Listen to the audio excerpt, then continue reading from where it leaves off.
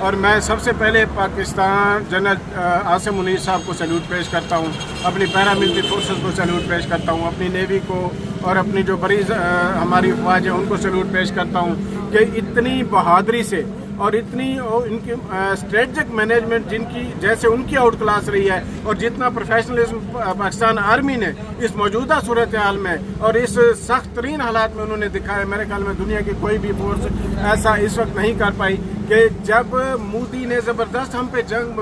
زبردستی جنگ مسلط کی، اس کے باوجود بھی پاکستان اس جنگ کو نہیں چاہتا تھا اور بڑے طریقے سے اس نے اس کو ہینڈل کیا اور ایسی اسٹریٹجی اپنائی کہ وہاں پہ کسی بھی قسم کی سویلین کیجولیٹیز نہ ہو، اور وہاں پہ صرف انہوں نے بارہا ان کو وارن کیا کہ ہم لوگوں نے اگر حملہ کیا تو پوری دنیا دیکھے گی، اور الحمدللہ پوری دنیا نے دیکھا کہ پاکستان نے کس طرح آؤٹ کلاس کیا ہے ہر فیلڈ میں، چاہے وہ بری تھی چاہے وہ فضائیہ تھی، کہ رافیل طیارے 36 طیاروں کی بنیاد میں اس ایک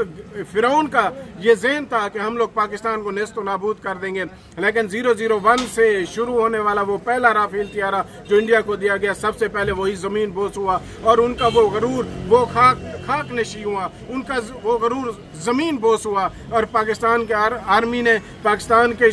جو جتنے بھی یہاں پہ مجاہدین تھے انہوں نے وہاں پہ شہادت کے جذبے سے، قومی اور ملی جذبے سے انہوں نے یہ جنگ لڑی ہے، اور الحمدللہ وہ جیتی ہے، اور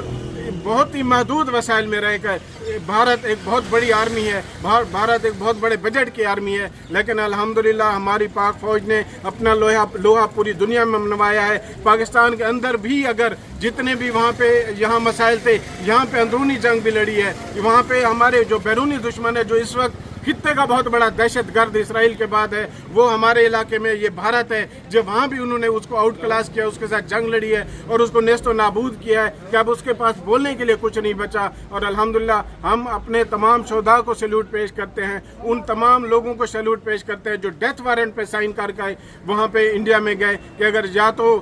شہادت و مطلوب و مقصود مومن، اگر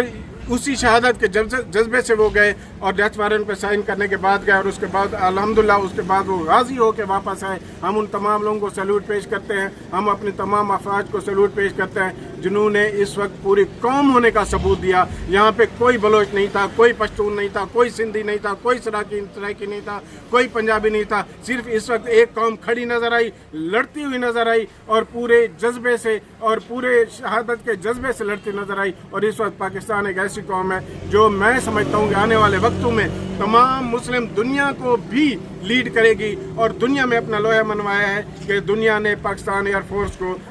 فضاؤں کا بادشاہ قرار دیا ہے، اور ہم انشاءاللہ آگے بڑھتے رہیں گے، ترقی کی طرف گامزن رہیں گے، اور اپنے خطے میں تمام لوگوں کو، سویلین کو، چاہے وہ خطے میں کسی بھی ملک کے ہو، ان کی بھی ہم اپنی طرف سے حفاظت کر رہے ہیں، اور بنا کسی کیجولیٹیز کے اس فرعون کو ناکوں چنے چبا دیے جو کہ خود کو اسرائیل سمجھتا تھا، خود کو امریکہ سمجھتا تھا۔